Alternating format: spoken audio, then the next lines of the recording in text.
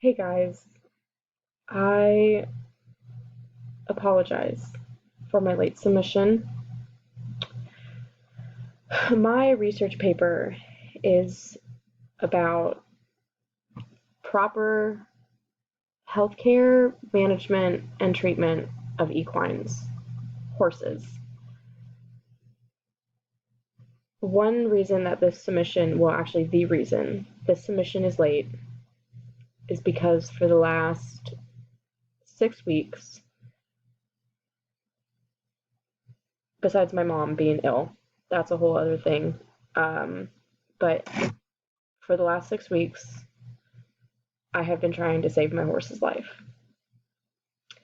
And I actually had a beautiful PowerPoint made for this project, and I had everything planned out.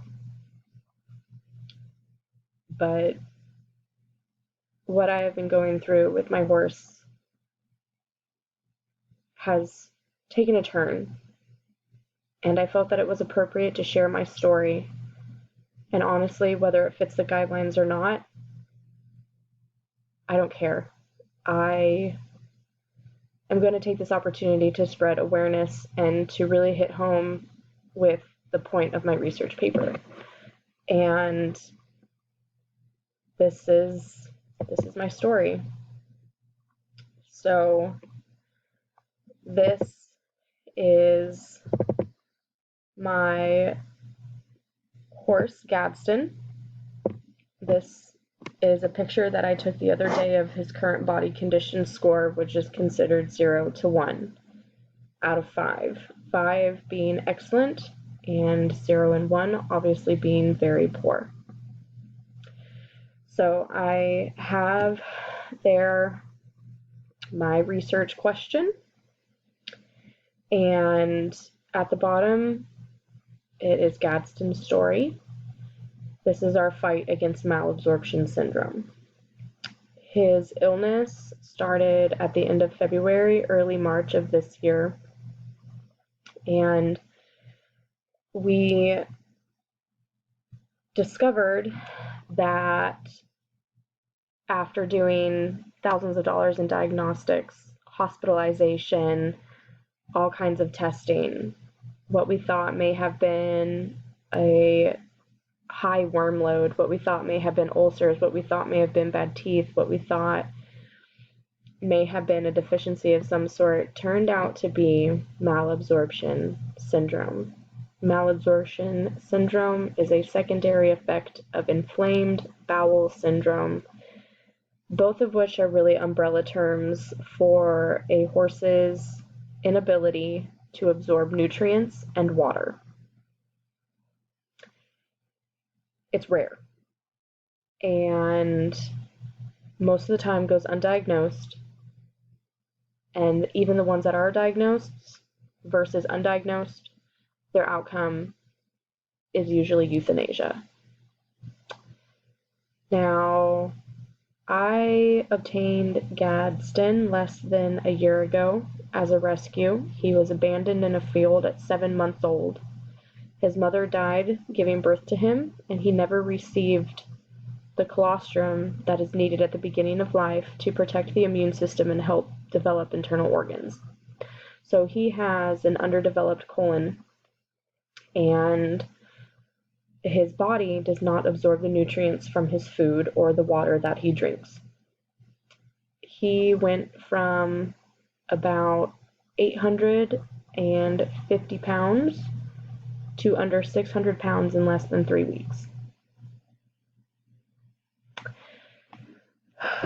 Now, my research paper, as I said, is trying to promote proper care and management of equines, such as proper diet, enrichment, husbandry, environment, even the way that you ride your horses, the way that you train your horses.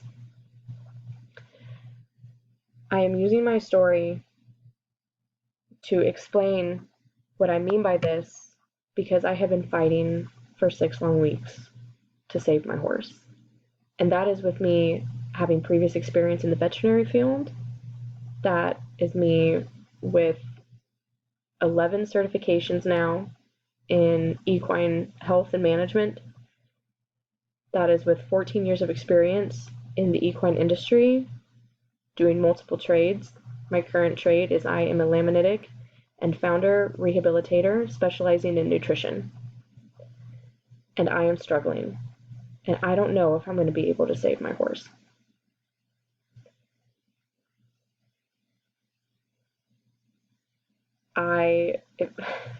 So this picture here is a bag of steroids that we have started Gadsden on. There are 150 tablets in that bag.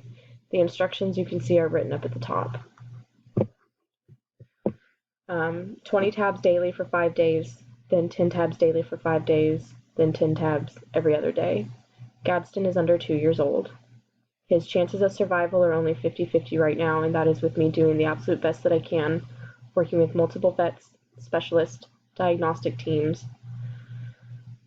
We've done ultrasounds, we've done IV steroids, hospitalization, hydration, ulcer treatment and prevention, dental hygiene, with blood tests, 6 panels, genetic testing, anything that you can do, we've done it. And his odds are only 50-50. So the point that I'm trying to get across is it isn't easy and it isn't fun, but doing the absolute best that I can and admitting to myself, while I know it all, I don't know everything. I'm going to take these 50-50 odds and I'm going to run with them, and I'm going to do the absolute best that I can to keep him alive. I do a forage-based, grain-free diet, proper training, husbandry, appropriate amenities, fresh, clean water every single day, balanced vitamin and mineral intake, including appropriate supplementation upon soil and hay analysis and testing. He's been putting up with a lot. He's a loyal horse who trusts me. And the fact that he lets our team do everything that we have done to keep him healthy and to keep him safe is amazing. And the level of care and love and compassion that you show to these animals will save their life one day. So my submission is late because I have not slept in weeks. I am down at the barn every hour of every day, missing work, not making money, to make sure that he lives to see the next day. And it sounds dramatic, but it is not. We are literally doing everything and sacrificing our livelihood at the moment for his. And while I don't necessarily expect everybody to do that, I think the horses in our lives deserve to know that at least it's possible and that we can do it.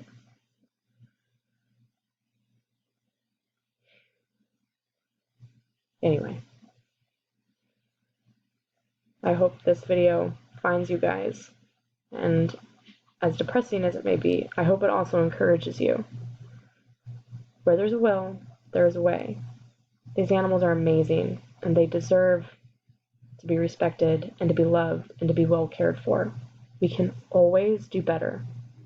Whatever you think you're doing now, I ask you to please question it, research, figure out if there's anything else that you can do. There are some things that are not normal. There are some things that are. If you do not know the difference between the two, I urge you to teach yourself to tell the difference, because it might save your horse's life one day.